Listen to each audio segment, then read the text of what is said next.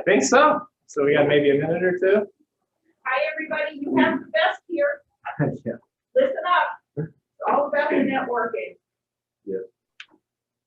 So I think there was 6 RSVPs, so we got about a 50% show ratio. That's okay. And I don't think it'd be late, but I'm here. That's right. You made it on time. Thank you very much. They'll probably dribble in. That's okay. So I don't have the virtual attendees pulled up, but I'm assuming everybody can hear me okay. Everybody can see okay. Yes. Yes. Will this be posted? Yes. Thank you. All right, so welcome to Ignite Day 1. This is Ignite 2.0.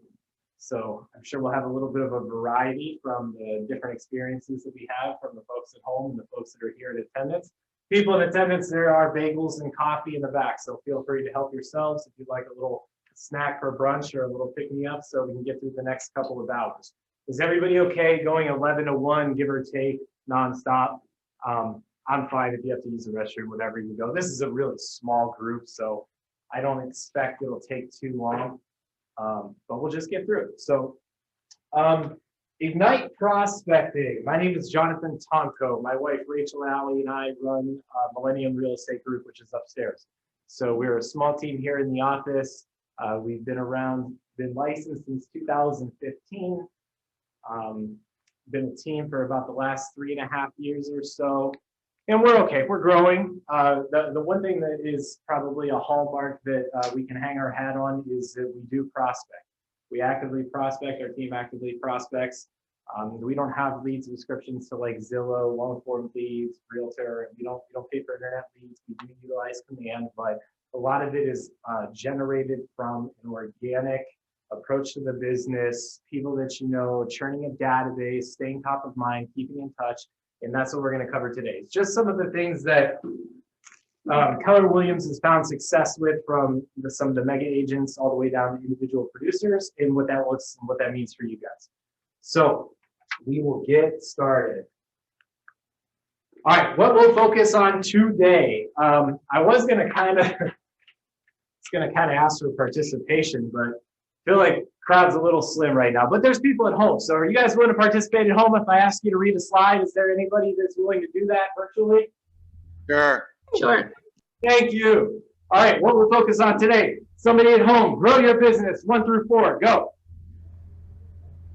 Lead generate for buyers and sellers, make seller listing presentations and get listings, make buyer presentations and get listings, preview real estate. Thank you very much. So lead generate for buyers and sellers. Running your business is on the other side. I know that we're not doing a lot with marketing today, more on the prospecting side. So we're going to stick to the conversation primarily around lead generation. No? Okay. All right. So prospecting and how it contributes to lead generation. There's multiple methods that you guys can use. And I say guys interchangeably, please don't be offended. Guys, gals, us all. Sometimes it just comes out, so I apologize. So here we go. How to grow your business. These are skills, guys. That's what's important to know here. What is a skill? If I said, what does a skill mean to you? How do you explain it? What does it mean to be skilled? Anybody? Studied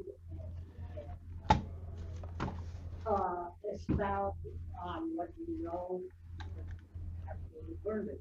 Yes, right. It means you studied, you can expand on it, what you've learned.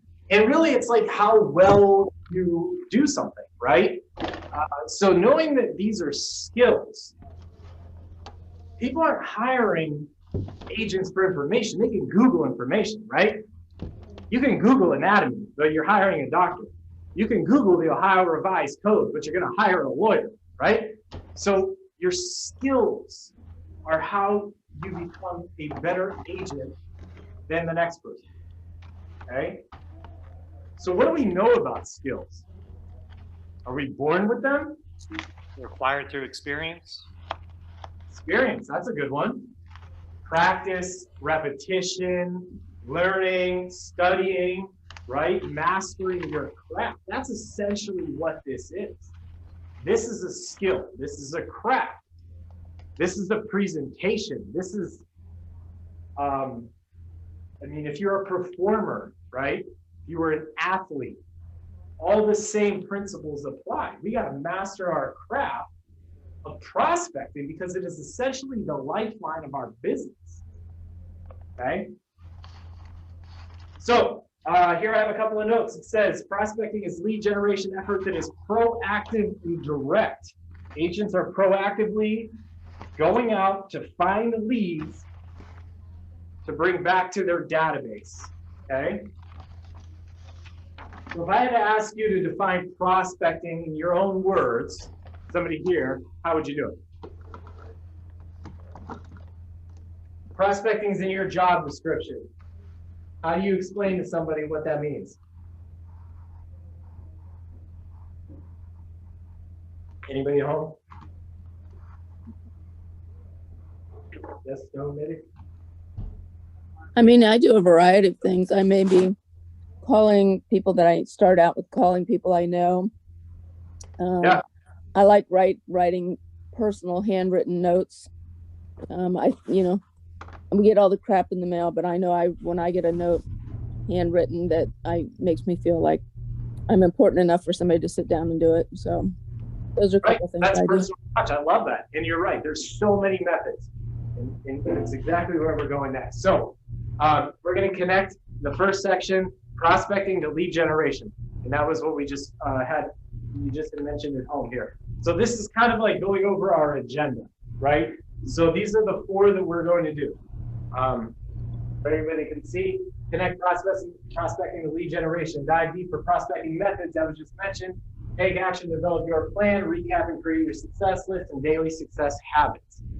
Okay. So by the end of this, you should be able to describe prospecting and how it contributes to your lead generation. And that, as an agent, is your #1 job. Okay? Your #1 job. Why is it your #1 job? Everything stems from there. Okay? We have to have people. We have to have clients, future clients. Okay? Next slide. This is super cool. So this is something fairly new. If you've seen it before, pretty exciting, and I really like the way that it explains everything. So prospecting and marketing, right up here. These are our 2 lead generation efforts. Okay. Prospecting and marketing. Anybody know the difference?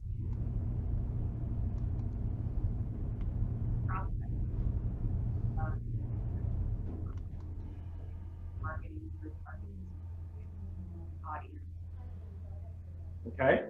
Prospecting is a little bit more of a broad generic. Marketing, you're targeting a specific audience. Anybody else?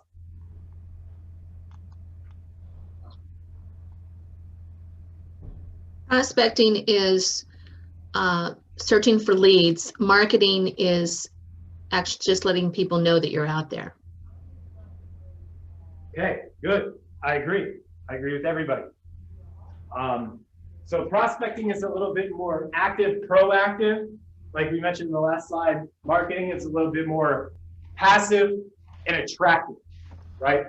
Letting people come to you. So through prospecting and marketing, the point is to generate contacts to get into your database. Okay? So that's when we have our leads, contacts. Then we're going to cultivate it, appointments active, under contract closed. The reason that this is important is because your database is basically your network, right? That is anybody that can be people that you've met, to past clients, to the network that you're building. And generally, your business is going to grow according to your network. Okay, when you give people value, they will know, like, and trust you, and they'll want to do business with you. Okay, so our efforts here today is going to be spent on prospecting and how that gets contacts and leads into our database so that we can then nurture them. Okay. So the interesting thing about this is we call it a skill, right? Our product is real estate. Does that make sense? The product is real estate. In fact, if it all stems and it all flows from lead generation, we are a lead generation business that operates in the real estate industry. Make sense? Because if we don't generate them, how do we get them? What's the alternative? We buy them. Somebody else generated them for us, right? So we are a lead generation business that operates in the industry of real estate, residential real estate in this context, okay? So when we go to the next one, this is where it gets kind of creative, okay? So our message and our method, these are the two ways that we communicate these, okay? So I'm gonna read this out loud and then I want you guys to repeat it. It says lead generation should always be purposeful and intentional. On three. 1, 2, 3. Lead generation should always be purposeful and intentional. People at home, help me out. Lead generation is the life of an agent's business. Lead generation is the life of an agent's business. Okay? So, when I was kind of preparing for this, I thought maybe one of the easiest ways to walk through this would be using an open house as an example. We're going to cover some other additional information with open houses too. But let's say we were circle calling for an open house. Does anybody know what circle calling is? Yes, no, maybe? Okay. So Yeah. circle calling is a way that we can prospect around an open house. Okay. And we'll dive further into that, but for the sake of explaining the graphs here, circle calling is when you're just calling around the neighborhood that the open house is going to be in and you're telling the neighbors about it, right? You're doing kind of like some promotion. So the message, it's got to match our market, make an offer, okay? So what does that look like to match my market? If I have an open house, I know I'm going to circle call because I know that that's a good way to prospect, okay? My target audience is going to be what? The neighborhood, right? I'm going to call the neighbors around where the open house is. There's a sign in the yard, maybe a flag, maybe some balloons, maybe some directional signs. It's great advertising, okay? Market conditions. What do you think that would be? What am I saying about the market when I'm calling around the open house? What do we know about today's market? It's hot. Hot. What's that mean? Things are moving quickly. Seller's market, right? Homes sell fast. So if I'm circle calling around the neighborhood and I'm talking about market conditions, what do you think of that conversation? What's that message that I'm delivering? Urgency. Urgency, right? I'm getting it exposed. I'm working hard for my seller. I'm telling everybody about it, okay? We can also make an offer, direct offer, indirect offer. So our message can say something like, direct offer. Call me if you'd like to set up a private showing, okay? Call me, take action, call me. You want to set up a private showing. Or indirect offer. Stop by, visit the open house Sunday, 1 to 3. Okay? It's in combination. It's a form of closing. We're going to give them options, right? One or the other. Okay? But our message contains both. That's what's important. Okay? They could choose one or the other, but we're being the consummate professional and we're leading with both. Okay? Method. Again, I would say, like, if we're going to use this for an open house, if we're going to prospect, I'd be calling, right? I can call these neighbors. I can give this message. Hop on the dialer. You can do that easily, 1 hour. Question here. I used to take flyers from in-house. Yeah, that's super important. So she said I took flyers and I went 10, 20, right? 10 houses in each direction, then usually it's 20 across the street. So how does that fall? So you're gonna door knock, right? Your target audience, and you're gonna do the flyers to talk about the condition. Now the flyers might advertise the open house, or you might have a business card attached to them and it might say something like, if you know anybody looking to move into the neighborhood, please call me, or you could direct them to the open house. We'll be hosting Sunday, 1 o'clock to 3 o'clock at X, Y, and Z Drive. Okay. So over here, when we have the method, okay, we're going to prospect that's very active, right? We talked about that's what you just mentioned, the door knocking. That's the purple test, it's very active. The marketing might be like, hey, we're going to mail the entire neighborhood with an open house flyer. Okay, very passive, but a quality touch nonetheless. Why is it quality? Because they reinforce each other. That makes sense? They reinforce each other. And then right here, I mean, this is pretty simple too. So you're going to prepare, do the action, maintain your follow-up. Okay? So it's important that we know that there's two different strategies. Okay? Prospecting and marketing. What's prospecting? Active. What's marketing? Passive, attractive. Okay? We'll dive a little bit further. Some of the details. Anybody want to read this? Somebody read prospecting to me. It's right here in the gray box. What are the bullets? Time sensitive or time intensive, proactive, immediate results. All right. And then, stay person, do the blue for me real quick. Money intensive, passive, long-term results. Right. Which one do you like better? Prospecting. Gray. I Great. want immediate results. Immediate results. I want immediate ones, yes. You want immediate results. Okay. So you get a client, they go into contract. You got your immediate result. What's your pipeline look like? Well, if they love me, I'll be able to hopefully get references and add those to my pipeline. But you're right, long term. I love that you said that because I like your thinking. Yes, that's true. Very true.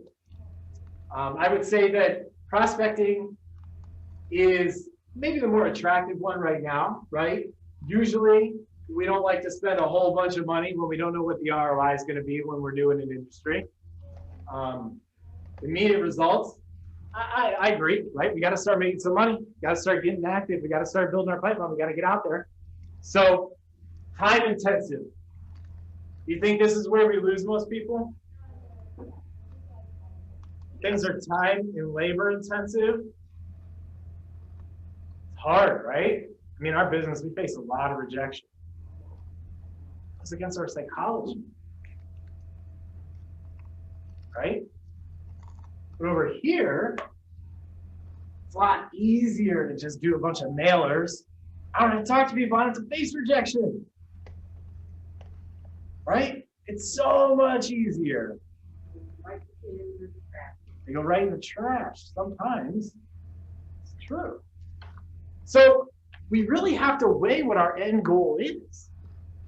And we really have to find a balance that's going to be productive for us. Because this doesn't serve the longevity of your business if we're not marketing. But we can't survive off of marketing because we don't know when these deals are going to pop. We have more control when we're prospecting, right? So how do we know what to do? Anybody have any experience with either one of these that they could share with the group?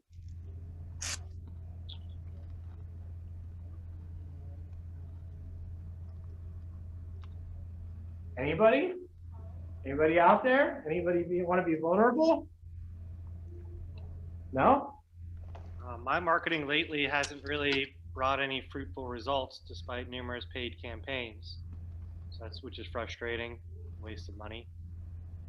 Okay, you're right. What have you done? Have you pivoted? Have you changed up your strategy? Have you implemented something that's a little bit more prospecting based? That's what I'm working on now. Okay. Will you share more about that? I'm sure there's a lot of people that are in the same boat that maybe aren't having the same courage to speak up and be vulnerable in front of their peers. But so marketing didn't seem to work out too well. Well, you said frustrating, right? Because it's taken long. That's good. We know that going in. So hopefully, since we know that going in, we won't allow it to frustrate us so much. But tell me more about what you're doing to incorporate some prospecting into there as a solution. Well, to be honest, I'm really new to the brokerage, which is why I'm here to learn more about prospecting, because it's never been my strong suit. Okay, good deal. Well, thank you for being honest and sharing, and thank you for attending today and participating. It's sure to come back to you, my friend. So anybody else have any experience where they've been either having success or challenge trying the prospecting route?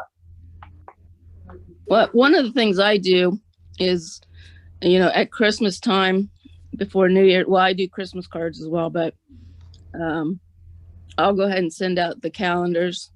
And I know because before I sent my own, I automatically, if somebody sent me one, would place that on my refrigerator because I liked having those dates in front of me. And not just the dates, but I like the ones that have, this is Valentine's Day, this is such and such a date. So I send those out. It's got my picture advertising, and that's a whole year of somebody putting that on the refrigerator. So that's one of the few I don't mind spending money on.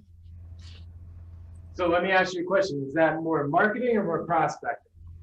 That one's that's more marketing. How do we make it more prospecting?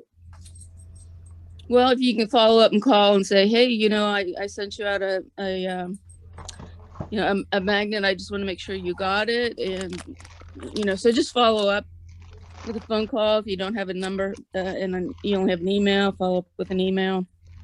Sure. So thank you for sharing. And that's spot on correct.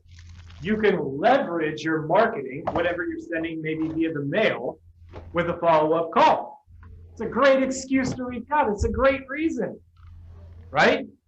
And it's pricey activity. Okay, so that's the combination. That's the synergy between prospecting and marketing. Go ahead, back in the room. You had something to share? No? Okay. Thank you, people at home, for sharing. So are we all in agreement that it sounds like it's better to be prospecting base as our foundation and then maybe marketing enhanced, right? We know that the Red Book says you lead with revenue. So if you're going to be spending money, we got to be making it. Okay? Here's the challenge. Conversion rates in our industry are very low, typically, right? So when we're prospecting, it's a lot of cold generation, and that's okay. It doesn't have to be cold, right? It can still be making calls to your database. But the reality is when we're brand new and we're developing ourselves and our skills, this is time intensive. So we have to make sure that we have very clear expectations for ourselves going in, right? Because if we don't have clear expectations that marketing is long-term and money-intensive and passive, a little bit out of our control by comparison, then we heard it on the line from somebody at home. It's very frustrating. How does a frustrated agent behave?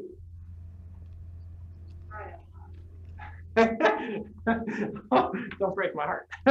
She said we cry a lot. No, you come see me, you won't cry. Don't worry about it. So right here, it's time intensive, right? So we have to know what these look like going in. That's part of training our mind. And as we get into more of the scripting practice and some of the other things that you learn through Ignite, part of the preparation is not just of the materials. It's not just of the actions. It's of the mind.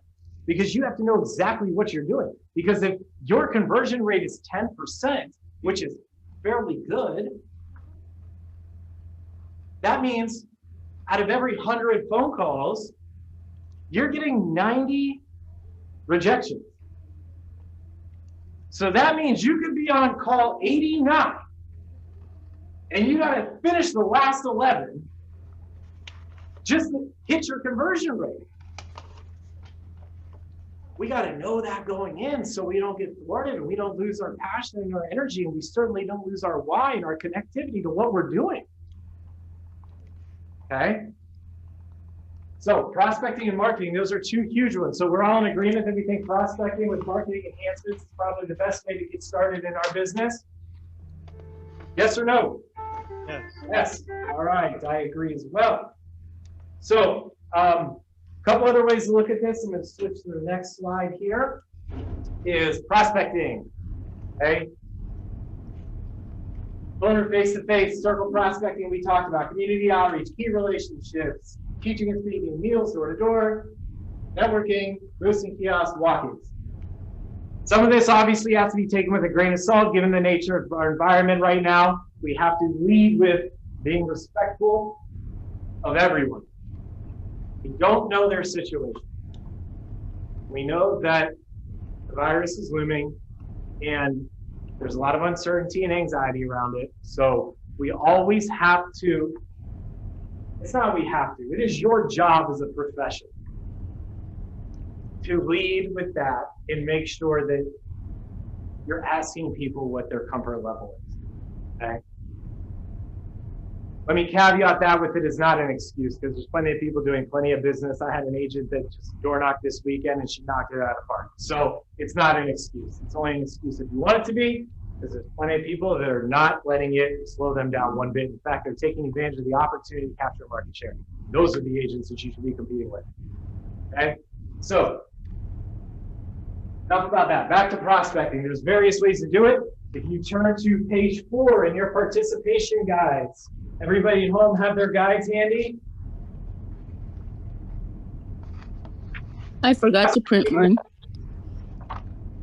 Okay. I did not get one. Anybody at home or here that's done any of these have a story to share about them? Whether it's door knocking, whether it's circle calling, whether it's a success story, a horror story. Has anybody gotten out there and gotten active to prospect and generate business yet? My very first sale was from door knocking, and it was kind of ironic because the guy was kind of introverted. So the first time I went by, he would only give me his email, and he said, yeah, to send him, he wanted to know what his house was worth. And so I did all that and didn't hear from him, did some follow up. And then I went over, it was near my grocery store. So I finally thought, well, shoot, I'm just going to stop by. And I stopped by and he goes, well, he was very blunt. He goes, well, everybody in the neighborhood told me to go to this other guy. It was actually another Keller Williams agent. And he goes, well, I've called him and he hasn't called back. And he checked his messages one more time and the guy hadn't called back. So I got hired. So it's just that persistence, follow up. That's an amazing story. I think that you just inspired everybody on this call because did you know what was going to happen when you were walking up to the door? No. Not a clue. But it was timing, right? When you're Right. out there and you're active enough, timing just happens to fall in your favor. A lesser agent that would have given themselves all kinds of a story about why they shouldn't knock on that door, especially after what you faced the first time. What made you do that? I gotta ask. What made you just the thick skin to get back out there and just try again? Yeah, well, number one, he wouldn't give me his phone number, so I knew there was the only way I was going to talk to him was face to face. I'd sent emails without getting any feedback from him, so I just thought, I'm just gonna go back, knock on his door, and see what's happening. And I think that was 2 or 3 weeks later. So yeah, I just and it shows what happens if you don't follow up. Here he actually called somebody else who wouldn't return his call. So they lost out while I got the listing. How long have you been doing real estate? Not that long, 2 years. I mean, that is such a defining moment where you feel like the dots connect, right? Like that is such a defining moment of your career. You'll probably tell that story for a long time, I hope, because when you see a new agent struggling, that's the first thing that you can tell them. Is that if I can do it, anybody can do it. You'll never believe how I got my first one. They need that from you. That's so impressive. Thank you for sharing. Anybody else have an awesome story or a horror story for that matter? This could be therapy. I'm open. No? How about a limiting belief? Is anybody afraid of door knocking? I personally have never done it. Okay. That's okay. I don't think that's right or wrong. Is there a reason why you personally never done it? Well, I'm kind of new to doing it full time, so just haven't really decided to have the opportunity yet. Okay, I Yeah. understand. Well, I think your colleague on the call that just told that awesome story would be somebody that I pick her brain a little bit. And also, when you guys are role playing, when you guys see somebody having success and you want to inquire and you want to ask, I would consider it to be important to get into their mind, how they're thinking, right? Because anybody, we can go knock on the door and we can spit out a memorized script. But I want to know what got that young lady in her mind from rejection to determination. That's what I want to know. I want to know what you're thinking. I want to know how you got determined, because that's a difference maker. That's it right there. That's the execution, is the determination that you get. A lesser person would have walked away and said, this isn't for me. And I think that is such a powerful testimony. So thank you again. I didn't even know scripts either, so there was no scripting going on there, just winging it. You know what? It's because you put yourself I didn't out. know. I didn't know scripts then. It was so early on, and I didn't have scripts, so I just went out there and was winging it. I think that's amazing. Yeah, I have a note written down here talking about prospecting methods. And it's okay that you haven't door knocked, right? You may never door knock. You may never need to. It may never be something that you do for your business, okay? At the end of the day, out of all of this, all these things that we could be doing, ultimately, what you commit to will work, right? We say it around our team, like, what you work will work for you. Okay? We'll get into some practical examples, but for illustration, just say open houses. You have an open house on Sunday from 1 to 3 and you show up at 12:45, put your directionals up on the way. You don't have anything with you, you're not prepared, you just maybe print the MLS printout. How do you think that open house is gonna go? Because there's another agent that might value that opportunity a little bit more. They might circle call. They might door knock.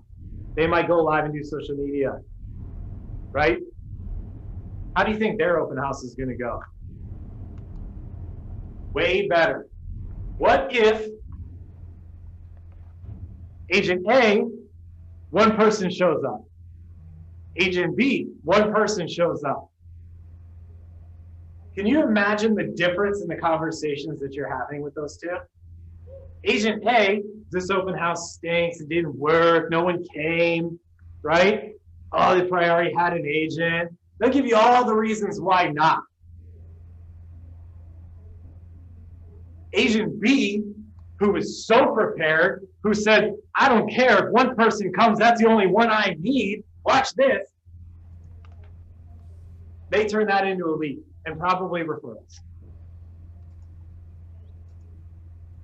Right here, right? So what you work will work for you. Whatever you commit to and you just spell out and you just get in there and you just do it. Like you just door knocking. Like she didn't psych herself out, she just did it. So impressive. Okay, so remember that. What you work inevitably will work for you. Don't worry about your ego. Put it on your preparation. Okay? All right. So on page 4, which I kind of forgot to get to, there's some notes. You guys had any notes from some of the things that we shared, some of the ahas that the folks at home made? Please fill that out. Okay. So here we go. This is very practical. Dive deep prospecting methods.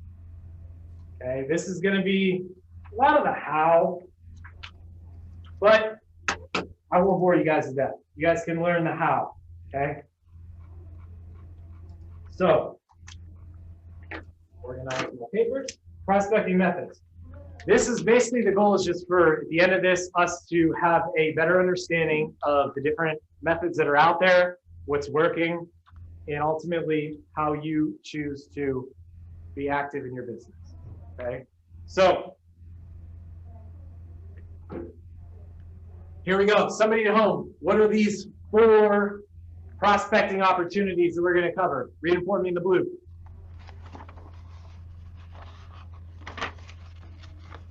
Door knocking, agent to agent referrals, open houses, social media. There we go. Okay. Has everybody tried at least one of these? I'm assuming. God bless you. We have an exemption. I'm open to it. That's right. We'll help you. That's okay. Thank you for sharing. Anybody else? I've done Okay. all of them. What's your name? Lori, Lori? yes, Lori Sickles. Lori Sickles. Thank you for being such a good participant. Okay, so you've done all these real quick. Which one's your favorite? That's a tough one because for me, I like the personal. So maybe open houses. I like meeting people one-on-one and talking face-to-face.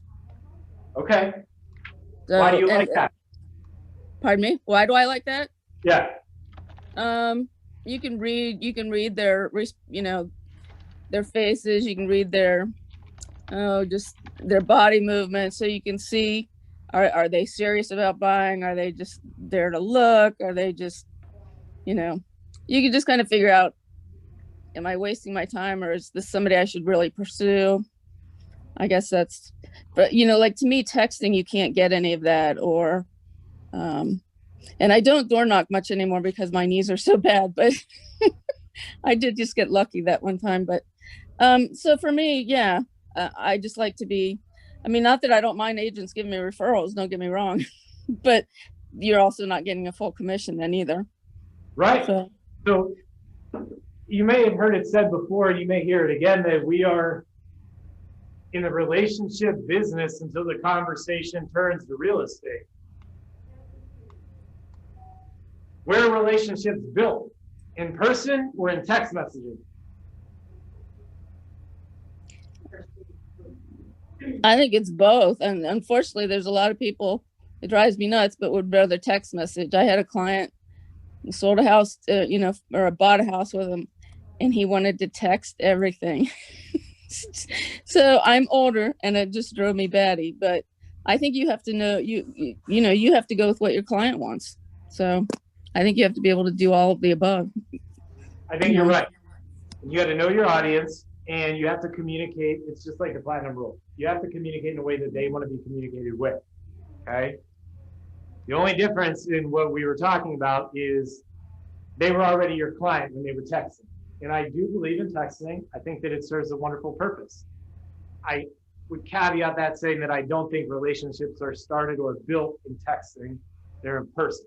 And that was the beginning of the conversation where you had talked about preferring to be in person. It's easier to read somebody else. You're probably better well-read. You can present yourself a little bit better. You have a lot more confidence because it's probably more accurate as to what you would expect you're received as versus text can be very construed. People put their own emotions into the words, right? We've all had that happen. So I agree with you. Relationship business and it's built in person. Okay. Thank you for sharing. So move on to the next one. Door knocking. This is up for debate right now. There's people doing it. There's people that won't do it. Okay. I think unless maybe you have a really bad experience that jades you with the virus, or maybe you have an upline that advises you not to go door knocking, that's a respectable decision. Okay. We're just signing the times right now. Again, I have an agent that crushed it this weekend. She went and printed 10 property analysis, 10 introduction sheets. She door knocked 10 expireds, talked to 6 or 7 of them. So she was out there and she was making it happen. I think regardless of the virus, this will always be a way to prospect. So don't discount it, okay? In door knocking, what are some of our limiting beliefs? Like, why are reasons why we won't? Like, let's pretend the virus doesn't exist, right? That's an anomaly. Happens every 100. So why wouldn't we want to go door knocking? Why wouldn't we want the opportunity to shake somebody's hand, look them in the eye, meet face to face, and say, I am out here working hard? Bothering them, right? Okay. Anybody else? Weather Weather, that's true. and the time it takes to do that versus calling. Got it. So the how is different, right? There's trade-offs. Door knocking, you get somebody, it's in person and they can't hang up on you. Okay, but yes, you can make more phone calls. Okay. So what's some of the approach? I can tell you guys, it's really funny. It's I in a previous life, like I learned how to knock on somebody's door. So I'll walk you through it. I don't know if this is right or wrong. This is just what was taught to me and how I've always done it. So for the sake of learning, we'll learn. So the way that I would do it if I was door knocking is I would walk up and I would knock on the door. I would not ring the doorbell. Anybody know why? It might not work. Often we don't hear the doorbell from the front porch. So how would I know if it's working or not? Might not work. Okay. So I always knock, and I'm going to knock, and then I'm going to step back. If they don't answer, I'm always going to knock again. Okay. Careful not to knock on glass. Just FYI. Another thing is when you're door knocking, don't cut through people's yards. You don't walk through somebody's front yard to their sidewalk. Okay. I think if you park in the driveway, that's fine. Your car's usually running. If you park in the street, that's also fine. But don't walk through anybody's yards. Some people are very particular about that. You will turn somebody off. Okay. So you knock. Loud. Loud enough that if they're upstairs, they're going to hear it. If they don't answer, we're going to knock again. And then you get off their porch. You get off their stoop. If they have somewhere that you can get off and they can see you, you're not crowding or smothering their front door. And I would usually stand to the side. So I would have a notebook or paper or their lead sheet or a clipboard or something. I would have a name badge on or a lanyard, and I would stand to the side so they could see like my profile, right? And then when they come to the door, I'm gonna do it this way towards the camera, I'm greeting them from back there, right? Like I'm not in their space. Okay, I'm not offending somebody that I don't know yet. So I'm being very cautious. I know these are little details, but I believe they're important, okay, for what it's worth. So I'm greeting them from all, and then I'm gonna walk up and then I'm gonna, slowly approach and always lead with the why you're there. Because if you don't lead with the why, what do you think they're wondering? Yeah, who are you and why are you at my door? Right? Just answer those questions. Put them at ease. Let them have a conversation, right? Have some questions that you want to ask them. And if you consider yourself out there because you're doing a good job or it's truly coming from the heart of service, I don't have anything to be afraid of. I don't care if they yell at me. It does a lot more about them than it does me. You don't know why I think that? Because people will say, like, I don't want anything, I'm not buying, they don't want anything like that. But you know what I really genuinely think about it when we get active in our business? I genuinely think that if they were looking for a realtor, they would want one that goes door to door for the seller. They would want me. They would. Right? Because if they were looking for a realtor, they'd be like, hey, can I have the most passive one that Keller Williams has? I mean, is that who you hire? No. So they just don't have a need for you. It's not personal. Does that make sense? They get mad, they can hang up, they can lump you up with a telemarketer or, whatever. Girl Scouts go door to door, I don't even know. But the reality is if they needed a realtor, they would want one that's going to go door to door to promote their house for sale. Right? So I don't feel bad for working hard to build a business.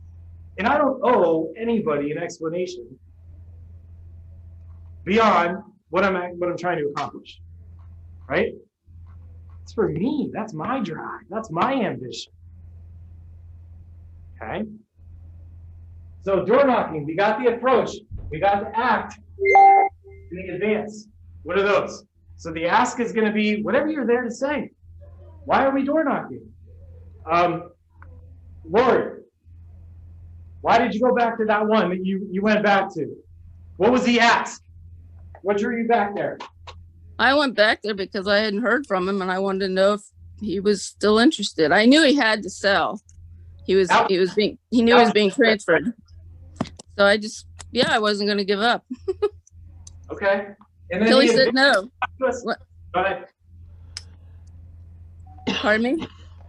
I was going to say, so that was the ask, right? The advance. Talk to us about how that conversation went and how you actually followed up to solidify and bring that deal back.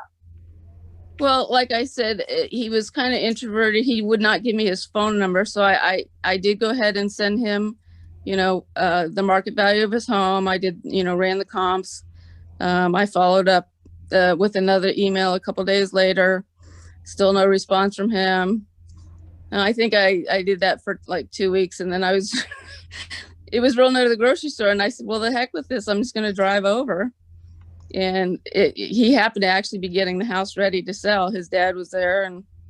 And like I said, there was another agent that the neighborhood kept telling him to call because they lived right there. And the agent didn't call him. So he said, okay, you're hired.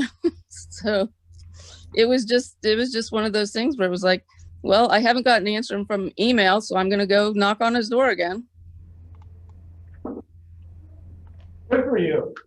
That's such a powerful experience to share.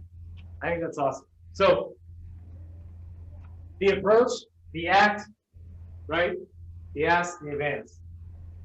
The approach, we know why we're doing it, right? We have our scripts ready. We got our mindset ready.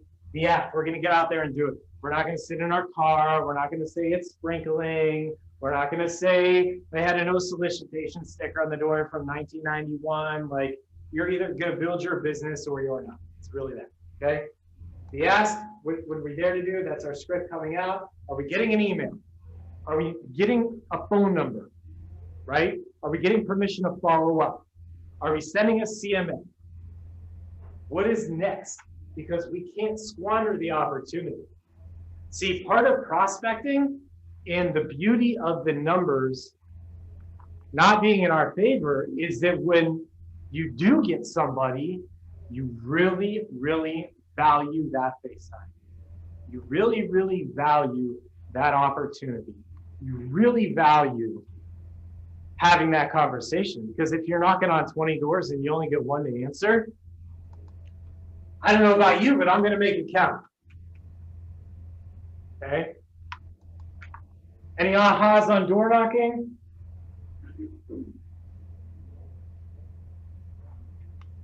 No?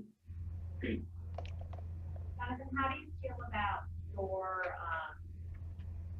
dropping, like leaving information rather than not? Given the current coronavirus environment. It's a safe bet. Drop-bys are fine. I did one yesterday, financial advisor, but like I didn't see him. I went to his house though. I don't know. That's $1 million question. It's so subjective and everybody's taste is different. I would say that if you're door knocking right now, you should always have a leave behind. So somebody knows there's evidence you were there, right? So there's evidence of your effort. So then you could even follow up in the circle with a call. Maybe that's an answer, Mary. If you're doing a drop by and it's very passive and you're just going to leave something on their porch, that's totally acceptable. And then I would make sure that I really reinforce that, like double back with a phone call, social media, email. I mean, everything from however Grubhub lets you know that your food's outside, right? You get a text, you get a photo, like you name it. Amazon, same thing. So I think that that's completely acceptable if that's your preference.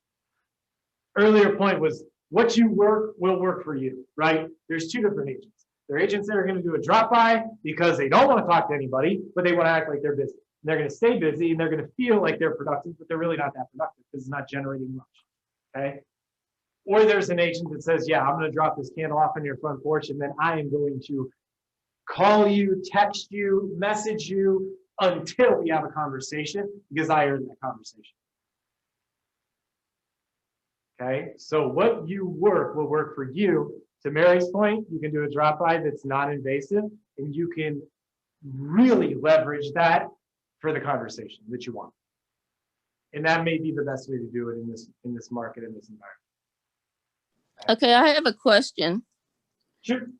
So if you go and you're just leaving something on the porch and you're saying follow up, but how do you have that phone number or how do you get that email? That is a good question. There are ways you can look it up, like using white pages. You could do some reverse searches. You can use Mojo Dialer. That's a good point. If you don't have it, how would you get a hold of them? I do use white pages, which generally works. If it's a common name, it's not as easy, but. Some of them require a paid subscription. You can do a people search. And then there's a million data companies right now that you could buy a list from, unfortunately, but I don't want to coach you into paying for lists of things. Social media, maybe. If you need their name, you might be able to find them on Facebook. Yeah, but then don't you have to go looking in their mailbox to get their name? Well, I guess you can go, I'm sorry, you can go on the counter. You can go on the county site for that. Yeah, the county auditor. I will say that I highly recommend the white pages. It's very cheap and I can't tell you how many names and numbers I've been able to get through that. Nice. And it's Good. cheap, very Well, cheap. I like it. So in your manual on page 5, I call it a manual, you'll see some of the notes that you could take around door knocking. So the approach is knowing your script, reading your mindset, the act, actively listen, come from contribution, offer value. Okay.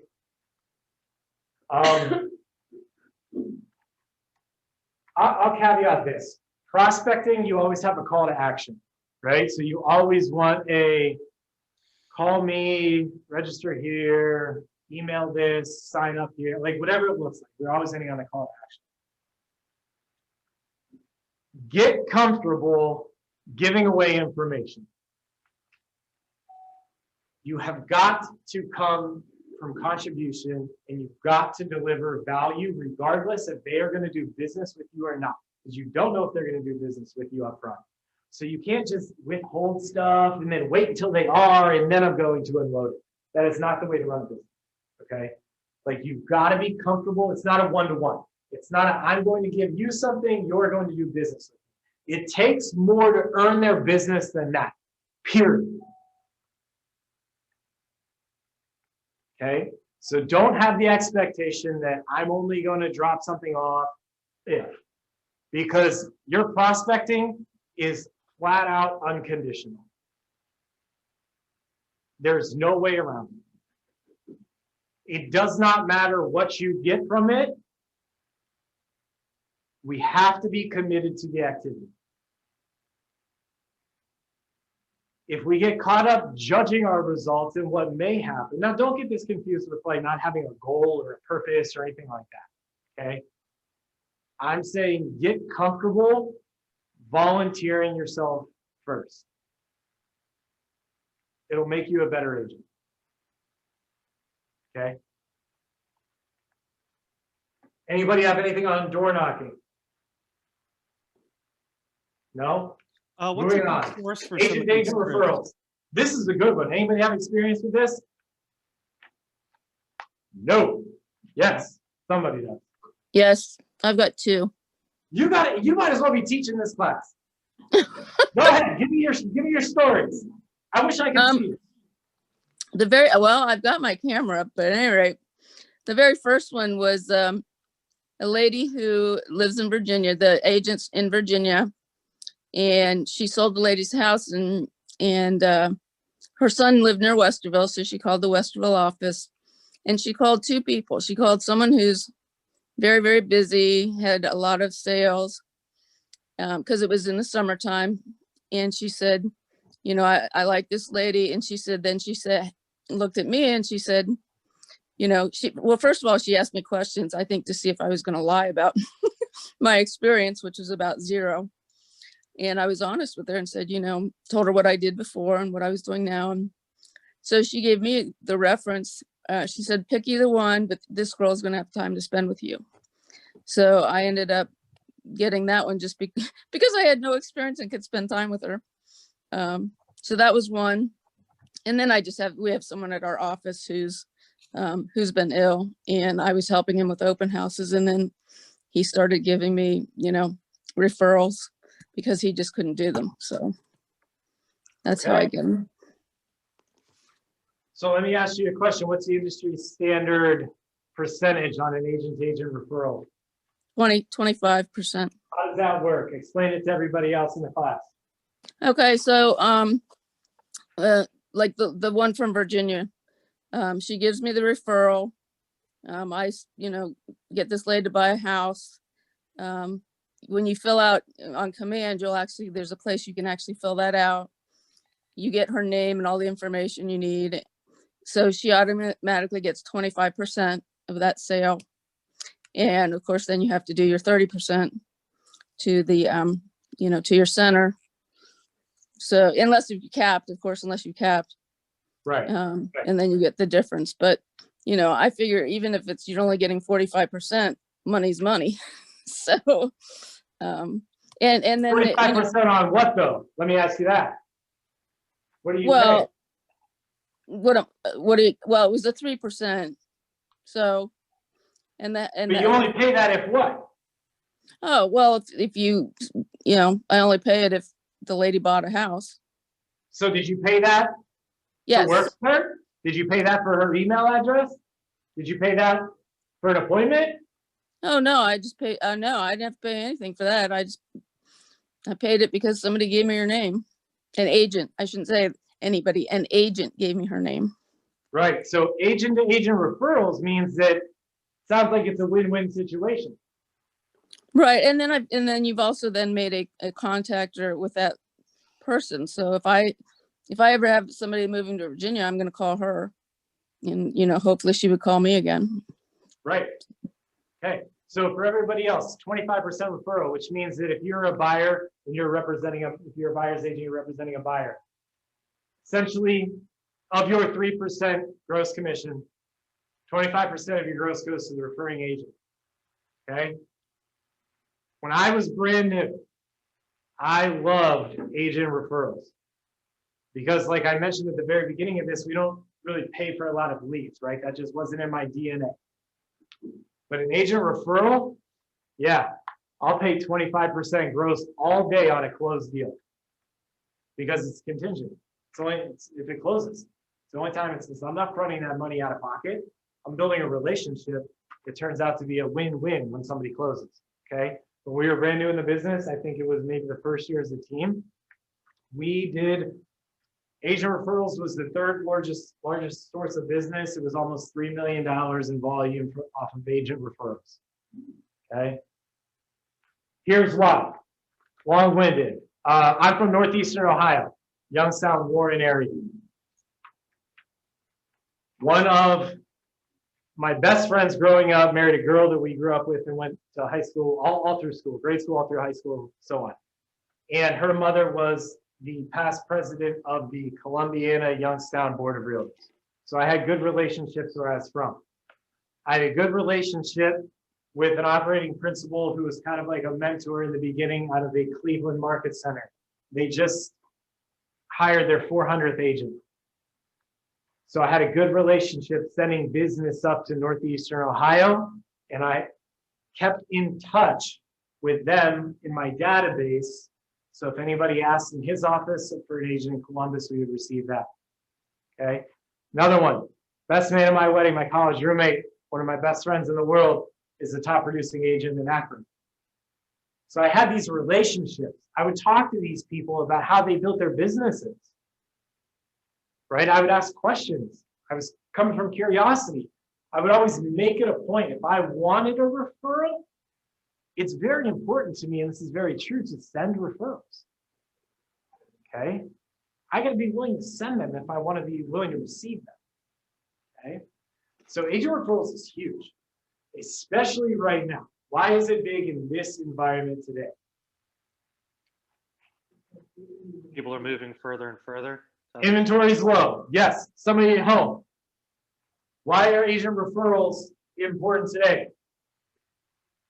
People are Tough moving. question. I'll give you a hint. Think of the job market. Think of the landscape of employment. Big word, starts with an R. Relocation. Relocations. Yes, relocations.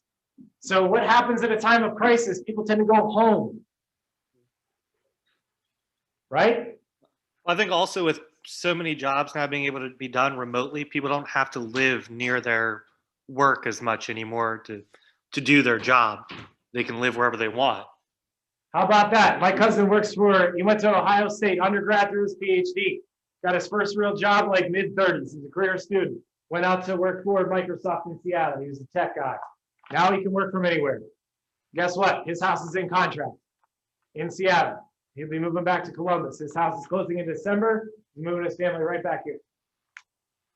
That's one story. I bet everybody on this call has one that they can share. So do we think relocations are active right now? Agent referrals are a huge, hot source of business right now. Yes. Yes. So, Lori, that agent, is she in your database? The one that you did an agent referral for? Do you follow up with her? Is she on a drip campaign? Absolutely. Absolutely. What? I'm sorry, what was that? How come she's an agent?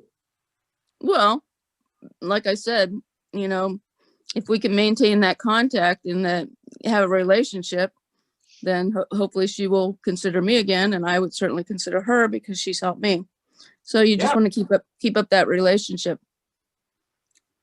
Right. And I have a theory that I kind of live by in our business, that it's easier to turn 1 into 2 than 0 into 1.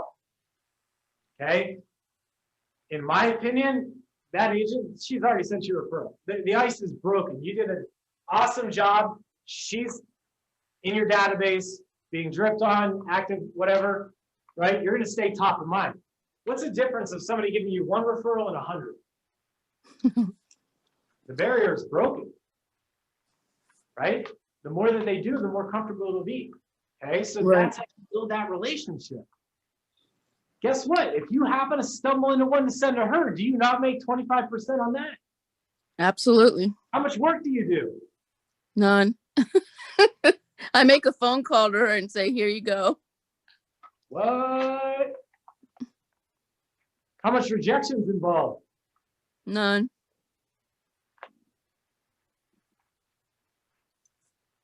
Not bad, right?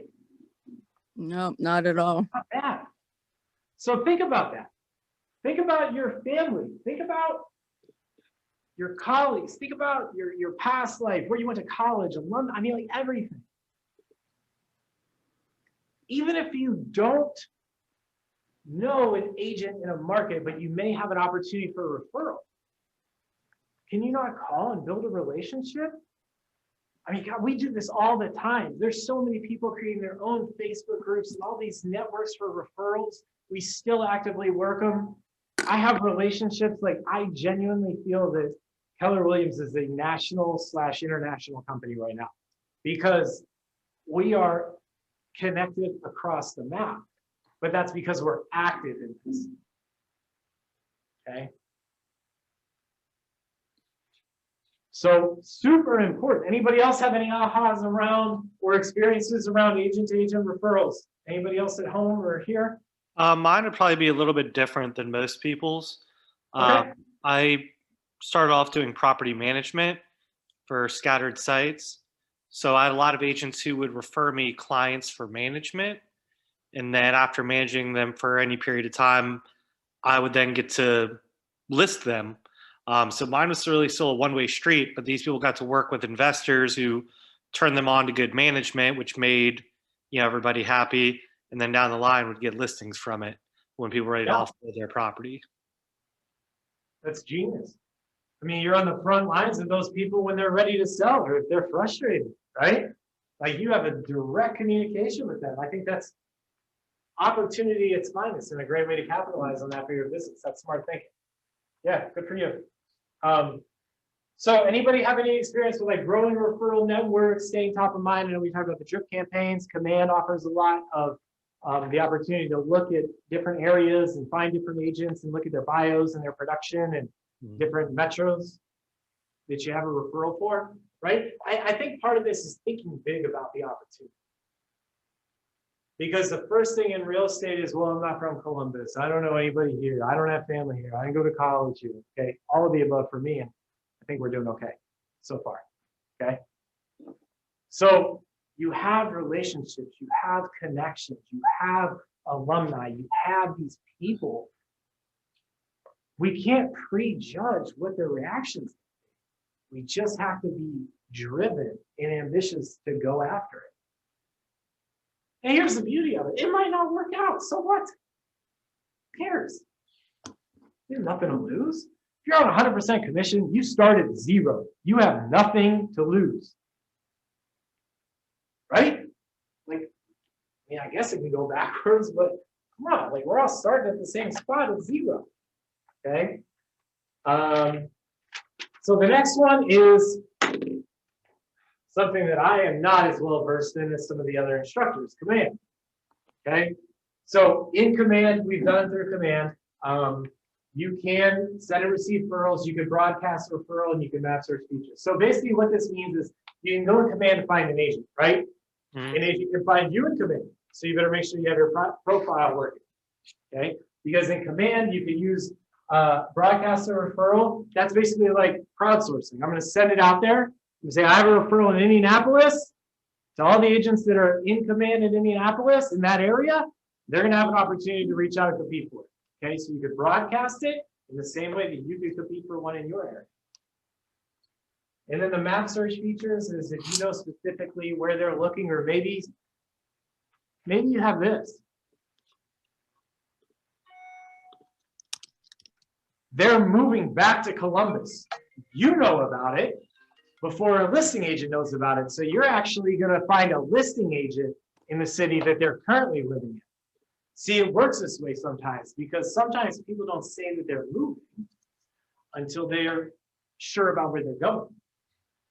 So somebody might be visiting Ohio that's planning on moving here. Nobody back home has any idea that they're moving. But then they spend a weekend going through some open houses, meeting you, going on showings, they get excited, they fall in love with the house. They got one to sell, and they want it sold yesterday. So even buyer's agents have a huge opportunity to send and receive listing referrals. You know how I know this? Because I've been listing people's houses, and I've been paying a buyer's agent referral in another city. That's how I So it's happening to me. It's happening to us. But it's cool because we're paying attention to it and we're learning from it now, right? So I know it seems weird that you have somebody in Columbus that wants us to list their house to sell, and I have to pay a buyer's agent in another city that I never met because they're the ones that made that phone call. So I'm not mad about it. I'm just going to find a way to do the same thing, right? I'm going to find a way to capitalize on it because it sounds like there's business in it, okay? So I'm not the best with Command, but there is ways to do this. There's also really cool things you can play with, like a US migration map, which will tell you where people are locating from county to county. But again, guys, real estate's popular. It's a thing right now. There's over 8,000 licensees just in Central Ohio, MLS. You know people with real estate licenses in non-competing markets that you could easily reach out to. And here's the thing. If you don't even want to ask them for business because you're not comfortable, just say, hey, it looks like you're doing a really good job. How did you build your business? Ask for advice, right? Give a little bit of value, ask for a little bit of value, goes hand in hand, okay? Open houses. Has anybody done an open house? No, Yep. yes, Yep. all right. At home first, and then we'll do in the room. At home, tell me about an open house. Well, I kind of learned along the way, but the best way to be successful is have a sign-in sheet. Just ask them politely to sign in. You can say, you know, sellers, whatever reason you want. You can say, well, the sellers are just interested who comes through the house. Or I also ask for feedback on the same form. But the bottom line is you've got a phone number, a name, so you can do a follow-up after the open house. So, Okay. and once again, just be there, be open, be friendly. You know, at that point, I don't think you need a script. You just need to, you know, be helpful. All right, let's spend some time on this one because I feel like this is probably one of the more popular ways a new agent starts to get busy and generate business. Okay. Open houses. Are they a good source of prospecting and lead generation? Yes or no? Yes. Hey, everybody agrees? Everybody give me a reason why. Not all at once. Okay, people are coming to you. That was said here in the room. People at home, help me out. The Typically, they're ready to buy. Yeah, the people can't all buy that house, and they're all obviously looking for houses. Okay, I like it. Even if they're not actually looking, they might know someone who is. Okay, could they be a nosy neighbor thinking about selling next spring? Right. Yeah. Okay, keep going. I get a lot of first-time home buyers that are just starting the process, don't know where to start, don't know how to talk to an agent, and that's a great way to get in there before they do talk to other agents. Yeah, I agree with that. First one to educate, usually there's a lot of value there. Educating a client, becoming their advisor. Generally that kind of leads to an appointment where you can then hopefully get them as a client. Okay, why else? Open house, open house. Why is it a good source of prospecting and lead generation? Here, let me tell you why I'm peppering you guys with this. Because if we don't know why it's a good source, we're not going to do it. Okay? Another reason. How much does it cost to hold an open house? Practically nothing. Okay? Do you have to have a listing to hold an open house? Do you have to be a listing agent? No. No. All right. So there's a lot of reasons why I'm drilling this, because this is going to be a humongous opportunity for you, and probably the one that I believe is one of the best ways to start getting your business off the ground. So tell me again, more reasons. Why is an open house a great opportunity for prospecting and lead generation for a newer agent? It gets your name out there. Yeah, you get exposure, you're meeting people. I like it. Why else? Also just practice, experience, talking to people. Practice. I love it. I don't know how many we're on, probably like 8. I bet you we could do like 30 of these. Why else? I'm challenging you to think on purpose. It's a great way to get face to face with Doesn't make people. you any- I go separate from open house. Okay, so it's working for you. I love it. Okay, great. Finding success. Why not do it again, right? Wash, rinse, repeat. Why else? Just a mental thing, it helps build confidence in yourself. You feel like you're progressing. You put out your signs, and you did all of that stuff, and hey, that really worked well, or, you know, I can improve on this. Yeah, I think there's a lot to be said for that. And that's a really good point. Sometimes you can make 100 phone calls and you don't get anything from it, but you feel good about yourself. Maybe you face your fear. Maybe you got a little uncomfortable, right? The next time it's going to be easier. And the next time it's going to be easier. And the next time it's going to be easier. Okay? So yes, you're progressing. Even if you didn't get the desired result, you got something, and that's worth celebrating. Okay? You got better. And Why you else? learn things about houses, because you're going to different houses. And so when you're going, like in the basement, and you're looking at a water heater, you know what a water heater is, okay? Or Yeah. You can tell different things because they are dated or aren't dated. And you'll be able to be an expert and show your knowledge. Yeah, this sounds like it's coming from experience where somebody has walked through an open house and probably asked you some questions about that property, right? Oh, yeah, they ask, is that really a granite counter? Okay. You know, because there's fake and there's the real deal, and you need to know the difference. Yeah, There's different things that you learn when you go to different houses. sure. So you're learning, right? You're advancing your career, you're advancing your knowledge, you're getting out there, you're being busy, you're having these conversations. You're considering yourself more of a professional, right? Okay. I couldn't hear her. I'm sorry, but I couldn't hear what she said. She said that when you're doing open houses, it forces you to in order to be, a good agent, hold a good open house, it forces you to know about the house, right? You got to go down, you got to look at the hot water tank, you got to look at some of the HVAC. When was the last sticker that it was serviced? What size is the air conditioner? What amp is the electrical panel? What is this, a real marble countertop? When was it updated? There's just various things that you could have. In fact, I'll give you a little aha that I had. I always would walk through and I would find like my favorite part of the house. And so whenever somebody was like passing through the kitchen or whatever, I would always tell them to go look at X. Make sure you look at X. Oh, yeah, Because why? When they come back, what do you think the conversation starts with? that room. Yeah, what'd you think, right? Yeah. Definitely. So her point was about being a professional where you got to know your product that you're selling in and out. How many times do people come through an open house and they say, oh, at the back window, looking at the backyard, where's the property line end? Oh, yeah. What am I responsible for maintenance? And when was the house built? When was it built? Do you know who built it? By who? That's right. These are all good points, right? So yes, you do get to consider yourself more of a professional. What else? Why are open houses good?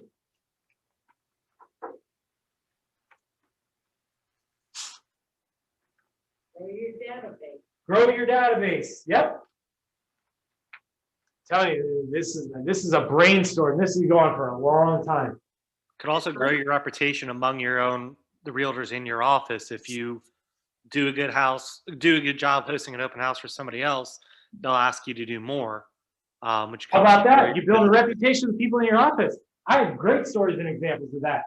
I love doing an open house for a specific team when I was brand new because they had a clipboard ready, they had door knockers ready, they had materials, it was branded for me. All I had to do was go out there and work. I love doing open houses for them. So do you think I ever showed up late to one? Do you think I ever risked how I represented their listing? No. Hell no. Right? So do you think that they let me do open houses on a Thursday? Yes. Yeah, because we trusted each other. Right? So you do. You ever think that there's some agents in your office, in this office, and may have a buyer that's a little bit out of area and they just don't want to, they really don't feel like going to work for it? You ever asked? I mean, guys, when we say the relationship business, that doesn't stop at your client. It doesn't. Great points. Guy in Maryland that I was working with, Yeah, great points, great points. So page 7 is some of the open house in your little participation guide here. And then there's going to be another slide on it. So I'm kind of thinking that we'll wait till we get to the other slide, but preparation for your open house. Okay, this is cool. Your ego's not going to sell the open house. Your preparation might if we're lucky, okay? So what I'm saying is that put the emphasis on the preparation, okay? Make sure that you can speak to the house, make sure that you can speak to the neighborhood, make sure that you have your materials. We want to show up and look like we were ready for people, not like we were scrambling at the last minute, okay? We also want to make sure that we have our script, maybe practice, rehearse, how you want to direct the people that come through. Because the thing is, you'll find this is in your control. And our business is so complex, like we want to make sure that we can control things that are in our control. This is one of them, okay? Prospect and pursue. So naturally, the prospects I mean, part of your preparation could be the door knocking, could be the flyers, can be having a lender there, could be title company. Prospecting, are we gonna do circle calls around it? Are we gonna door knock? Are we gonna walk the neighborhood, do a 10, 10, 20 social media post, go live? Pursue. We've got to make sure that we get those people, we get them in command, right? Everybody that signs into an open house.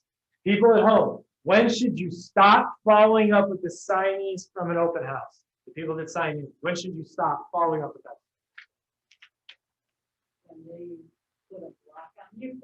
When they block your number. Anybody else? Yeah, only when they ask you to. Exactly. Why? Respect them. Okay. So Well, don't because- stop until they tell you to. Yeah, you know, the whole thing is how many touches you do with people. So if they How don't many say times does no, it take to become a client? yeah, well, keep the touches coming. And if you're the only name that's coming in there and they, even if it's 9 months, a year down the road, you keep sending them stuff, they're seeing it. And who are they going to call? You know, they're getting stuff from you. You've got your name in front of them. So They're going to call the person that was last in front of them the moment that they need something. When is that going to be? like he said, unless they tell us to stop, I'm going to keep sending stuff. Because we don't know. You're exactly right. We don't know when they're going to need us. Right? So unless they're telling us not to, your job is to reach out. You want to learn that the hard way? Wait till you blow up your follow-up, and then you call somebody because you're out of people to call, and they say, hey, thanks for calling. We just listed our house. Do you have any buyers? Because that call sucks. You know why it sucks? Because you let yourself down. The beauty of it is that'll be the only time, and you'll learn from it. Okay? So open houses. It's a sales event preceded by a systematic process surrounded by a wealth of lead generation opportunities. Okay? Yes. So an open house is a sales event preceded by a systematic process. Okay? Does the systematic process sound like I'm going to show up at 12:50, unlock the front door at 1, expect to generate a professional income from my effort? Or does that kind of sound silly? Sounds silly when we say it out loud, huh? Yeah. I agree. So, systematic process surrounded by a wealth of lead gen opportunities. I love this. We talked about a bunch of them. Circle call, door knock, mailers, 10, 10, 20, all the above, right? Social media, go live, promote it, find the groups, find the HOA, so on and so forth. Let me ask you a question. People at home, what's the rule on how many open houses you can do in a week? There is not one. Say again. There is not a rule. There's not a rule. So you mean if I master this systematic process, because it's literally a system, that tells me that I just plug into it, right? And there's a wealth of lead gen opportunities. It doesn't cost me anything to do this unless maybe I'm gonna have some cookies or some pop or something there, right? I don't have to have my own listing. Give or take 3 hours on a Sunday. I'm gonna say 3 hours because you should get there early and leave late. Right? But people are coming to me. And I get to have in-person relationship building conversations. If I'm knocking it out of the park with these, am I going to reserve myself and resolve to just do one open house on Sunday? Why not? The more the merrier. Thank you. There's no reason you can't do one on Thursday, on Friday, on Saturday, on Sunday. Do 2 on Saturday, do 2 on Sunday. Guess what? In, I think it's New Zealand or Australia or somewhere. I don't know because I haven't told this story for a long time. Open houses are 30 minutes at a time. Why is that? Yeah, because if you advertise it from 12 to 12:30, when are people going to show up? 12:29. Thank you, in New Zealand. 12, yes, 12:29, 12:35, you're right. But for the sake of this demonstration, we're gonna say 12 to 12:30. So if you do from 1 to 3, people are gonna show up from 1 to 3, right? So if you do one from 12 to 2, and then 3 to 5, I mean, like, come on. Like, we can outsmart what's given to you, right? What's given to you is how to do open houses. It's up to you how many you want to do. Because if I'm doing 3 or 4, I'm doing the same activities. It's just around a different address. Do you think that you get better at building your skills through the repetition? Right. Heck yeah, we do. Think about anything that we want to get better at. If we're performing arts, we rehearse, right? If we're an athlete, repetition, mental repetition, physical repetition, right? That's how we get better. I think open houses are just one way to hack the business. I love them. I just think that there's so much opportunity, but people unfortunately don't dig in deep enough to realize it all off the bat. So spending a little bit too much time there on open houses. Lucky for you guys, in like 2 slides, we're coming right back for another reason. So moving on. Prospecting, adding contacts, follow up, stay top of mind. So this is command. Guys, one of the best things about where you're at right now is you have a very expensive CRM in your hands for nothing. The best CRM is going to be the one that you work. Anybody at home or here have experience playing around with command at all? Yes, no, a little bit, little bit. Little bit. Okay. Less about I use command. it Go ahead. I use it a ton for my social media and for my emailing. Okay, got it. So you're getting worked in. What I was going to say is kind of like a little bit less about, command and just more about how to use it as a CRM. I'm not that great at command, self-admitted, okay?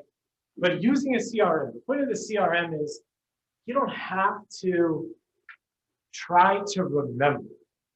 And that may be easy for some people right now on the call. They might be like, yeah, I can remember my schedule, my appointments, I got this, right? Like I'm organized. But what do you want your business to look like in 3 years? Because eventually, I mean, like that's what we're playing for. We're not playing for right now. Yeah, be playing for like 5 years at a time. Like, what's it look like then, right? What's it look like when you have to produce $50 million team and you got to remember some stuff, right? So using the CRM, guys, it's just a fail-proof.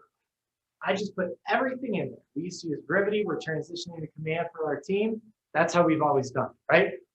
Everything goes in there. So every day, every agent just opens up their dashboard and that's what they work with. I don't have to remember anything, okay? Every task, every last contact, every person, every filter, every tag, every where they came from, when, their last activity, everything is in there. So that way, I just work it, okay? Couple reasons why that's important. Number one is we don't use our mental energy trying to remember and keep these things in our mind. That energy, if you expend it all there, how are you going to study your script in the afternoon? You're not. Okay? So take care of yourself in all of this. Okay? So it's just going to remind you of everything. Now, here's the other reason. Say you want to build a team one day. You got to teach people how to use a CRM. Because if one of your agents all of a sudden gets sick or gets exposed to somebody and they have to be on quarantine, somebody needs to know where their business left off. And it's our responsibility as a professional to not let those changes be felt or even noticed by anybody on the outside as a client. So if I go down, somebody on my team needs to be able to jump in, pick up, pass the baton right then and there to protect the client experience, right? Pick up where I left off. So we got to trick ourselves into being organized. Now, for some of us, me, it's hard to sit down and like do all those little tasky things, but it's okay because it doesn't make up most of my day. And it keeps me organized because I like using my mental energy for other things like strategizing. Okay? The lesson here is stay organized. However you're doing it, it's a lot easier to stay organized if you're using command. There's a lot of people that can help you, coach you, teach you with command. And command is the future CRM of Keller Williams. Okay? Use it, learn it, become a master. What I say, back to open houses. So anybody have anything on the previous thing about open houses or command? I know I went over it pretty quick. No? Okay, this is how to stand out at an open house. Those of you that have done an open house, have you done any of the above? 1, 2, 3, or 4?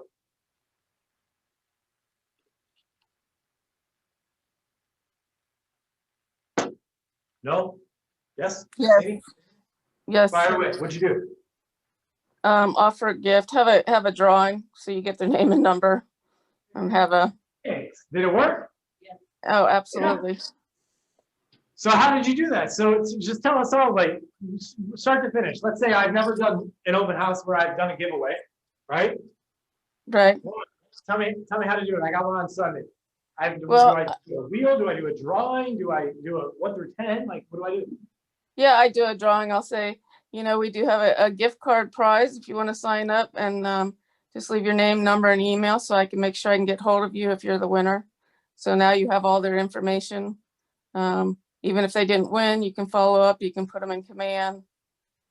So you got all the other, that stuff. If it's one you want to be kid friendly, you might want to, bake cookies and have water bottles or whatever. So you just want to make it a comfortable and make them want to stick around. So the gift cards to get their information, the cookies, get them stick around a little bit longer, have a conversation. So That's amazing. Like, I gotta tell you, oftentimes when I'm doing an open house or prepping for it, I'll be as honest as anybody you meet. Making the people that are coming comfortable is probably not a high priority for me. In fact, I'm sharing that because I don't even know if I think that way. I think in like a way of like, how are we gonna make this productive? So that is amazing because I bet you get really far with the people that come to visit you at an open house. And I think that's awesome. Good for you. I'm learning stuff too. Okay. So let me ask you a question, Lori. The giveaway. Do they only know about that if they attend the open house? No, there's before my knees got so horrible, I would walk the neighborhood with flyers and inviting them and telling them, hey, bring your kids, there'll be cookies, whatever. There's going to be a drawing for, whatever you decide it's going to be, whether it's, if you want to do a Lowe's, something house related, if you want to do an Amazon, just whatever it is you decide to do. So make sure that, if they come, they can, draw for that. Ask them to invite people they think might want to move to the area. So that way you're reaching out. They can bring whoever they want that might be interested. So the more people, the better. Yeah. So do you think that would be like a really easy conversation to have about maybe if I was circle calling, inviting the neighbors?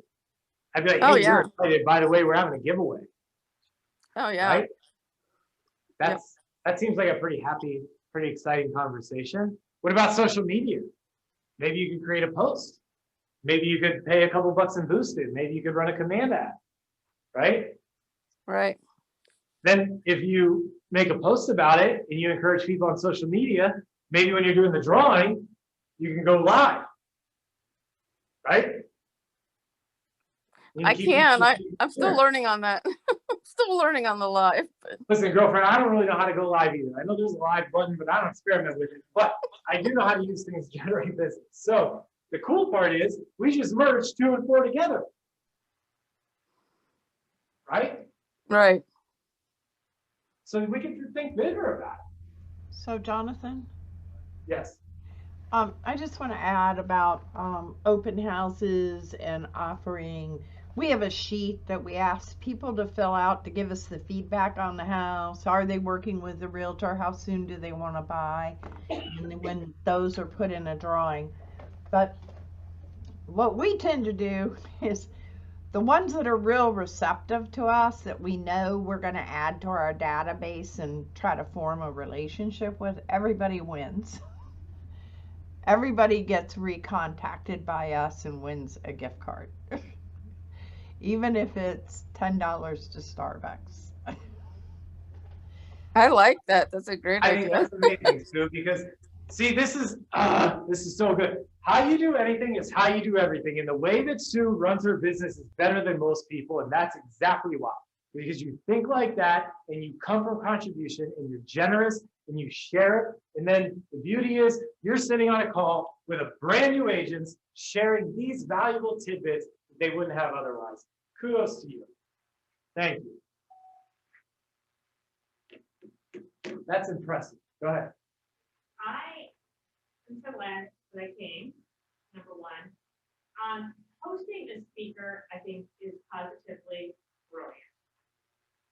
Have you done that? I have not. Have you done that, Rachel?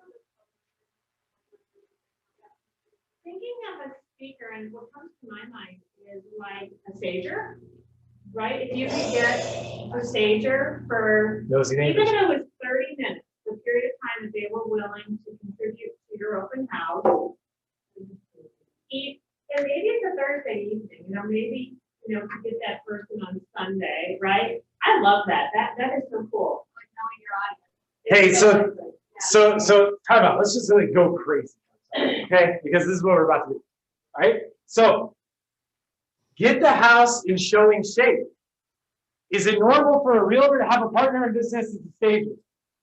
Yes. Right? So you have an awesome listing. We're going to use our stager to get it into shape. See where I'm going with this? So guess who your speaker is going to be at the open house? It's just I'm going to swear, it's just like a badass listing, right? It's going to be your stager. And guess what you're going to do? Because you're promoting her business.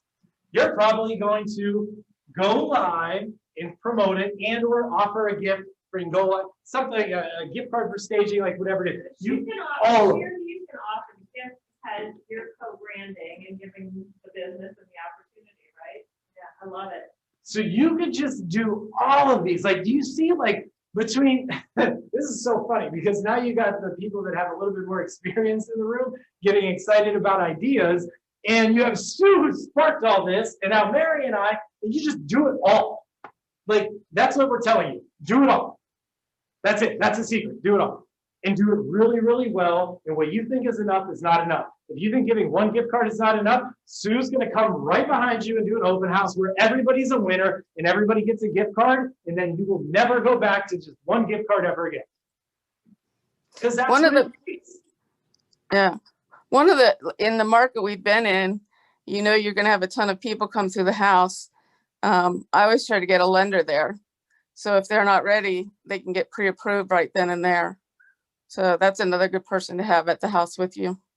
I agree. That's awesome. I used to be a lender and I did go to a lot of open houses and I got business that way too because they're looking for a lender. They might not be buying that house, but they are looking for a lender. So it's a value proposition for everyone who's there. Yeah. And does that lender not have a database? Do they not know how to either sponsor something or door knock or share it on their social media? Can they not work with you to prospect? Because there's also something to gain in that for them, right? You're bringing the opportunity of an open house for them to get business. They're going to be bringing something that's going to be equivalent, right? And you also look like a hero too because you have this connection with this awesome person. Yeah. What more does a client need, right? You can talk about the buying or selling, and you can talk about financing right then and there. Might take some pressure off of me if somebody comes through and asks me financing questions and I'm brand new and I'm not sure about those answers. Also, that lender or guest might split the cost with you on snacks or whatever you're providing because it gets them business. Yeah, if you're going to have somebody there, don't you think it's worth it to maybe go above and beyond? Right? Maybe we do have snacks. Maybe we do put up some extra signs. Maybe we do treat it like a mega open house. Maybe we do have a speaker. Maybe we have somebody set up outside and inside. It's a lot that you could do. And then you do 2 of them or 4 of them on a weekend. I mean, like, let me ask you a question. Silly question. If you do 4 open houses like that on a weekend, do you think you're not going to generate business? cool thing is how you now translate that into any listing presentation. Keep going. Well, I was really, that was all I had to say. But, you know, just your value proposition changes drastically to whomever it is you're speaking to. Right, because if that's your commitment to sell that house, you sit there and what Mary's saying is you share that at the listing appointment, at the table. Nobody else is doing that. And then you're gonna be like, yeah, look at this house and this open house and this and what I did, and check out my social media. And I'm gonna put my money where my mouth is, and you can bet on me. That's when I'm knocking on somebody's door. And if they slam the door in my face, I say, that's fine. They just don't need a realtor right now. Otherwise, they would want to hire me. Right? Think bigger about it. Okay? Guys, sick of open houses yet? Because I'm running out of time. So we gotta keep going. Social media. This is a big one. Very popular. I mean, you could essentially just take your friends list and pretend like that's a database. And you can put yourself as the real estate experience, everybody that you're connected with on Facebook or Instagram. Okay? We all know that there's a million like social media professionals, and you could outsource this, you could do it yourself, you could hire it. Video is important these days. What's most important though is the next slide, which is where I wanted to spend some time for social media. This is huge, right? This is huge. I once studied, I didn't read this book, but I studied some videos, and I took the assessment and whatnot for a book that is called How to Fascinate. And it's by an author named Sally Hogshead. Super cool read. One thing that I regurgitate all the time is she says the most value that you can offer the world is to be more of yourself. Because there's no other. Could you repeat the name of the book again? Sure. It's called How to Fascinate by Sally Hogshead. If you Google her, there's like personality assessments, there's all kinds of engagements where she's speaking in books, and it's all pretty cool. But I just thought that was like one of the most empowering things I've ever heard. The most value you can offer the world is to be more of yourself. Nobody can take that from you. Nobody can do it as well as you. Nobody can be a better version of you than you. So when it comes to social media, authenticity, guys, connectedness, right? Think of who you follow on social media. It's not a bunch of people who you don't agree with, you don't have the same beliefs, or you don't share things in common. So what do you want that brand to look like for yourself, for your business? I mean, there's some agents that I know that they take this to like a whole nother level where they're like, hey, if you don't like it, don't do business with me. I didn't want to do business with you anyways. Right? So there's so many ways to do it. It's just about finding the ways that click and work for you. All these different areas of prospecting. Like we can't do them all. We got to find the ones that work for us. They all work, but they don't all work for everyone. Does that make sense? We'll come back to that at closing. But for now, social media. When you guys are doing your posts, when you're doing your shares, it's okay to post real estate stuff because you're telling everybody out there that you're credible. But it's also even better to share it with the win of your client or the story, the success. How share that positive experience that that client had, right? Share anything. I mean, if you're into cooking, if you're into golfing, if you're into hunting. I read a book called Sell It Like Sirhan by Ryan Sirhan. Everybody knows him from $1 Million Listing. Okay, never saw an episode of that in my life. I don't know anything about it. However, it was recommended. It was a pretty good book. What he did though, was he incorporated lead generation into his already existing lifestyle. So what does that mean? He went to the gym every day. So he went to one gym at 5 a.m., 6 a.m. and caught a morning crowd. He invested in another gym membership and went to a different gym at lunch and caught the lunch crowd. He invested in another gym and went to a different gym in the evening and caught the after work crowd. He said to himself, hey, I have a lot of conversations in the gym. Usually comes up, what do you do? So instead of either going to workout or going to lead gen and deciding, working out was part of who he was. So I just threw a multiplier on it. Is that not the same thing we just did for the open houses?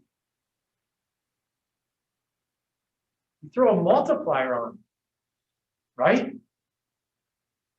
Doesn't that seem a heck of a lot easier? Yeah. Like a heck of a lot easier. So in this example, be yourself. It's going to come up with what you do. There's a phenomenal agent in this office named Carol Shear, who will teach a class called Win with Buyers or Sellers, and she will tell you when you go to the grocery store, put your name tag on upside down. Why? Somebody at home, tell me why. So someone will talk to you to tell you. No kidding. Crazy, right? But it works. You're just starting a conversation. If I ask somebody what they do for a living, what do you think they're going to ask me back? Same thing. She said, why do you want to know? No, they're going to ask me what I do for a living.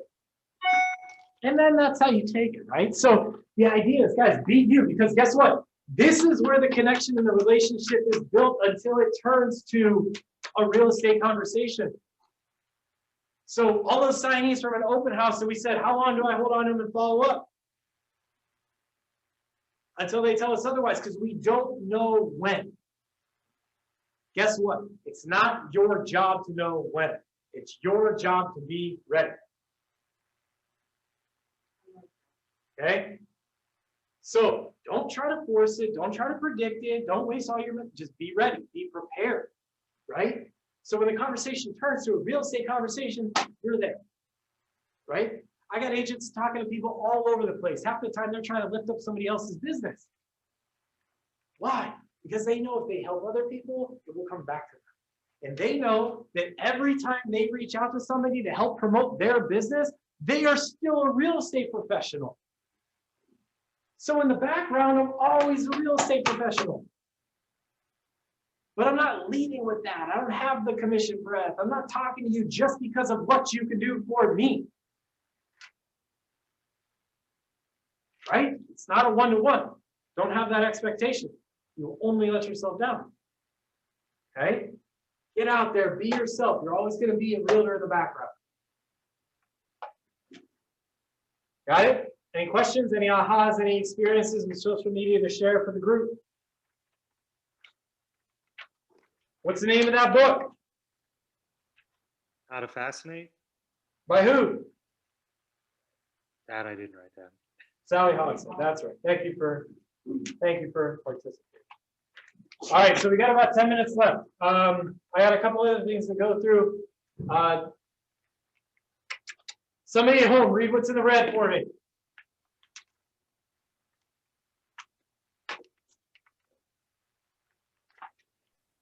%, got 90% of their business from 5 sources or less.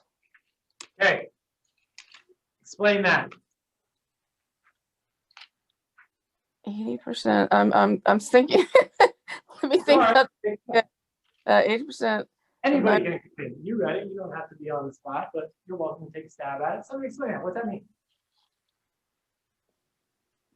80% of agents got 90% of their business from only 5 lead sources. So they focus on those 5 and let the other ones kind of fall to the wayside a little bit because they're not producing for them. Focus on actually return on investment. Yeah, because an investment is more than money, right? Right. Money could be time, could be energy, hours, challenges. I mean, like, There's a lot that goes into it. So you're 100% right. 8% of agents get 90% of the business from 5 sources or less.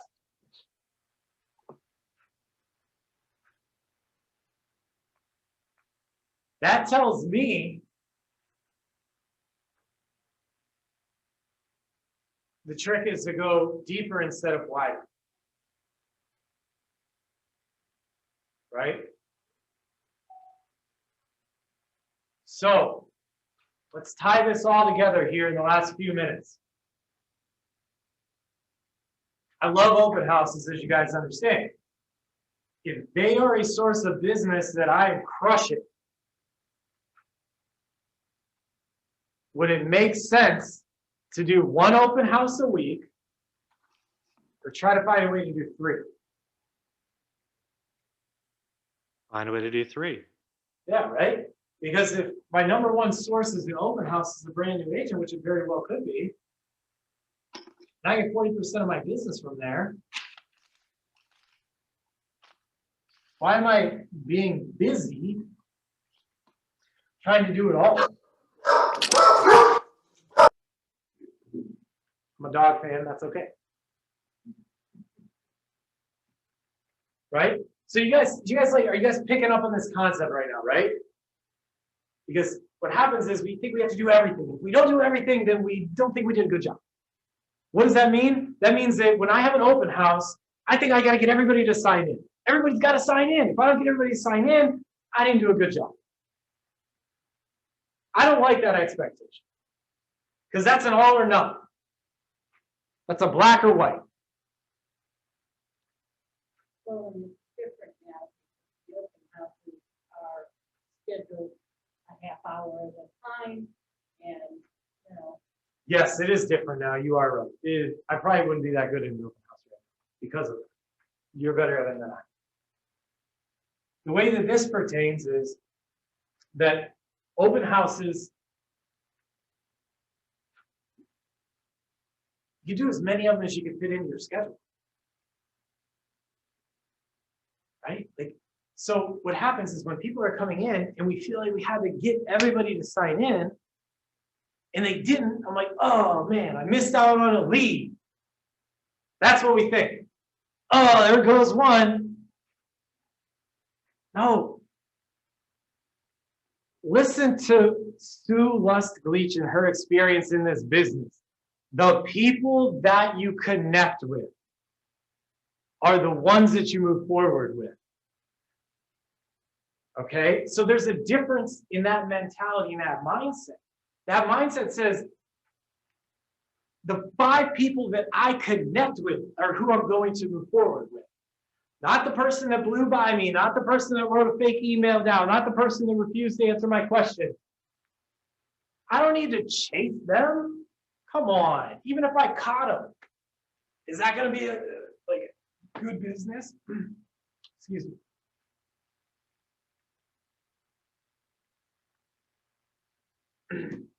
Who likes being chased? What happens when you get caught? Are you like, oh, good thing, now you caught me, now we can do a deal? Hell no, doesn't work that way. So the point is, don't think like in net, like you got to get everything or else you're missing out. Like, and I get it, because the brand new agent, the only thing you care about is where's your next deal. Nothing else matters. I get it, I've been in your seat. I know exactly what you're thinking. But the truth is, don't worry about the people that are fleeting. It's nothing lost on you. Okay? Find the people that you connect with, the people that you would give a gift card to, whether they are the winner or not, because that's who you are, and that's how you want to set the tone for the way doing business with you will go.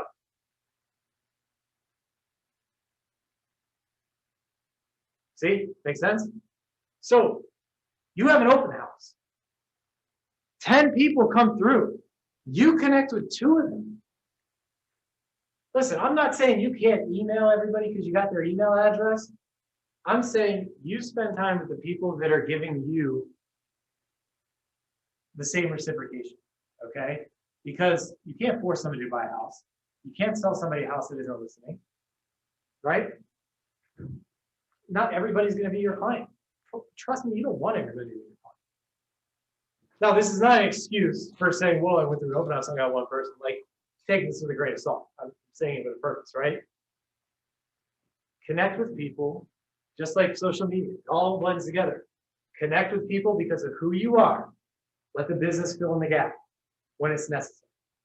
Okay? Because if this tells you anything right here, it's that the biggest and best agents aren't casting a wide net.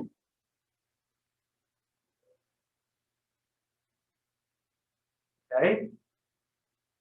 They may have 5, I mean, really break it down to 3. Jeez. Or 2, frankly. Okay? So it's not about doing it in so many ways because that's coming from a place of scarcity. Come from a place of quality, from a place of abundance, from an I'm going to do a really good job here. Right? It's different. Not only is it different for you, it's different for them. Kind of back to like how you make yourself a better professional that way, right? You just feel better, right? You feel like you know your craft. You guys have ever heard the cliche, like, what is it, jack of all trades, like master of none? Okay, here's another thing. Generalities get you generalities. Okay, what do I mean by that? Real quick, kind of off topic. Scripting, let's talk about a referral. If I say, hey, do you know anybody who wants to buy or sell a house? Very general. What do you think they're gonna say? No. But if I say, hey, Mary, is there anybody this time of year going into the beginning of next year that you know that's relocating? You know anybody going through a job change? Anybody looking for a new job? Oh, yeah. Weird. Specific questions will get you specific answers. So specific approaches will yield you specific results. General approaches will yield you general results. Does that make sense? General lead generation will yield you a bunch of names and numbers. You with me? Okay. All right, so here you go. Take action and develop your plan. Prioritize your lead generation efforts. Here you go. The list, the priorities, the focus. Where's your business coming from? Go back to that well. Right? Here's another example. People in this room, people at home, you guys have Netflix, right? You guys have Amazon. Your homepage looks different than mine. Why? Yeah, perfect answer. It's geared to you. So think about yourself as a consumer. You don't expect general service. You expect personal service, specific service. What kind of service are you giving? Okay, get specific with it. The best part is, you know how awesome, like how deep you could take any one of these? You could really shrink to 3. And then you put that multiplier on it. That's when you're running a business. That's how you develop predictability. That's how you develop your skills through the repetition. It's not guessing. It's not fishing. It's not luck. Okay? So you got to look at yourself. This is why you got to track it. Also why you got to use your CRM, and it's got to be accurate. Guys, you're a professional. Okay? So you got to track this stuff. You have to know exactly where it's coming from. You have to know exactly what it costs you. You have to know exactly what you're yielding from it. Okay?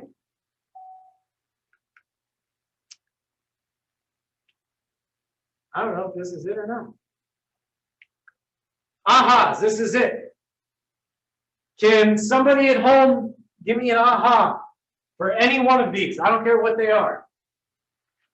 Just read the one first, then give me an aha. Somebody here too. We have like 2 minutes left, and then you guys are out of here. So, how has your thinking changed? Ideas or mindsets are new? What do you feel differently about? What was meaningful for you today? Behaviors, what actions will you take going forward? Tools, models, systems. How are you going to use it to make you accountable? Anybody have an aha? I think I get rated after this too, so.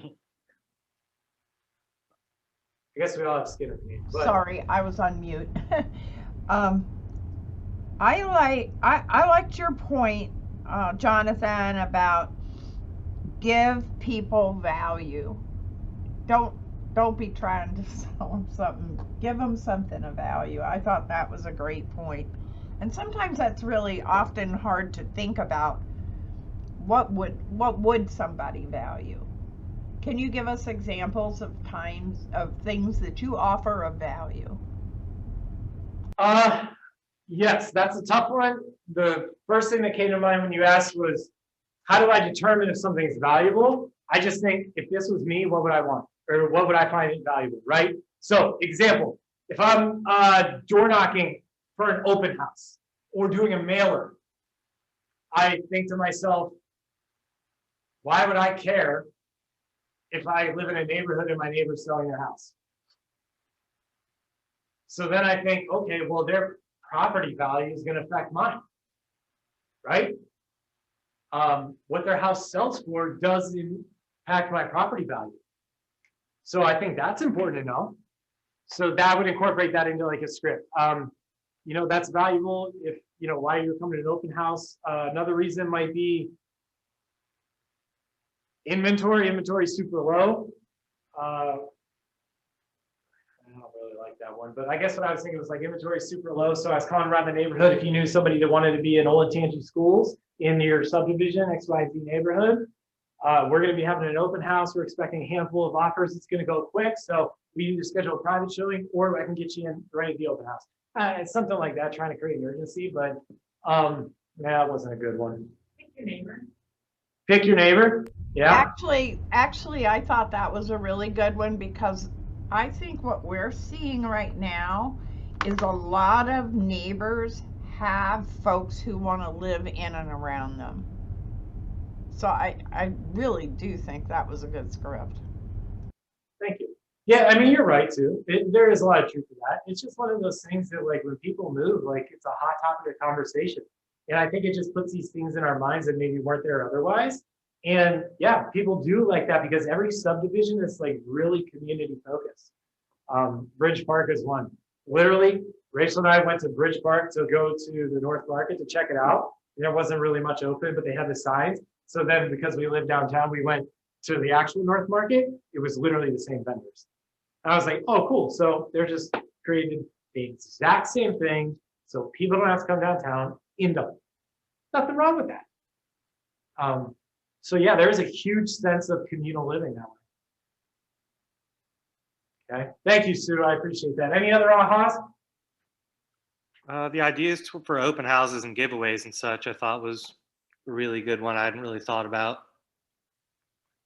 Yeah, and it's not even, I think maybe it's less about what you're actually giving away, and it's more about how you use these things to leverage the conversations that you want to have. Like, if I'm scared to just call somebody for a circle calling around an open house, I have no problem calling and saying, hey, we're doing a drop. Hey, we're doing a giveaway. Right? Just wanted to make sure that you were included. We wanted to invite you personally, make them feel special. Right. And you get to leverage those conversations, right? Because then you can follow back up. Hey, I didn't see you at the open house. I know that I talked to you before. Hey, were you still interested? Hey, I sent you a gift card anyways. Like, guys, you will create more opportunities than you will bump into. Okay? Thank you for sharing. Anybody else?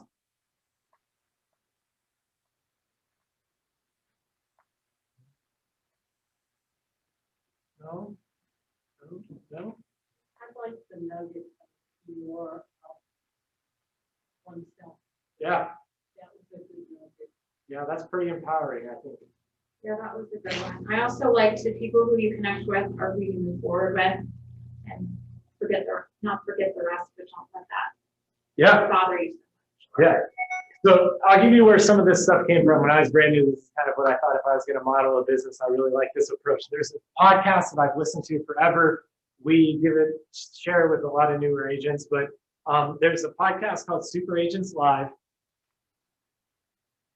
If you just Google it, and then you can search for episode number 219. And it's with Michael Mayer. He's a big referral Keller Williams guy out of Southeast United States, Georgia, Atlanta area. And it's called Attract, Don't Chase. So it's about using these things and building a business based off of attraction, not a chase. And he will take some of the snippets that I gave to you, and you'll see exactly where they came from. And he takes it to a level that is, it's awesome. It's more than an hour long. It's really about an hour and 20 minutes. It's a long podcast, but it's something that I've studied and we listen to regularly and how we envision building our business. So a lot of those nuggets came from there. What was the name of that podcast again? It's called Super Agents Live. Cool. And it's episode 219, 219, Thank you. called Attract, Don't Chase with Michael Maher. M-A-H-E-R. And I'll just back it up with a promo. If you really look around, I think you'll see Rachel and I on a podcast from Super Agents Live. And if you really look around, you'll see Rachel and I on a podcast with Michael Maher himself on a referral podcast that he does too. So we keep in touch with our relationships across the country, but that's just a plug. Cool. Does anybody have any questions? How do you guys feel about this? I talk really fast and I feel really bad that I couldn't connect with the people on Zoom. But anyways, was this okay? What do you guys think? Did you learn? Was it interactive? Was it boring? Was it fun? Was it different than what you expected? It was very insightful. Good. I'm gonna take that as a Thank you. My teacher's been through Ignite how many times? I think this was outstanding. Oh, that's, And it's your presentation and the material was just really on point. Thanks. thank you. It was tough. Thank you. I think you could tell too that you're passionate. So that was a plus. You did a great job. Thank you. I've never done Ignite 2.0, so it was new to me. And thank you guys for having me. It was a pleasure. If anybody needs anything, feel free to reach out. Rachel can put you in touch if you have any questions or if you want to know anything above this. And other than that, get out there, guys. Rock it. Thank you for your time. I truly appreciate the opportunity. Thank you. Thank you. Thank you. Yeah.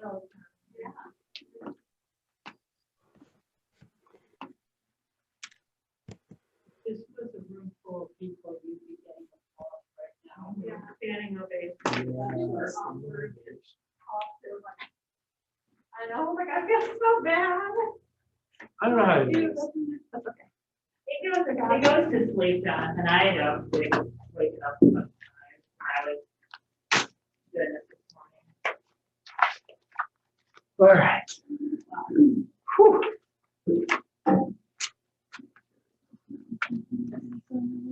Oh, I didn't give away any candy. I forgot.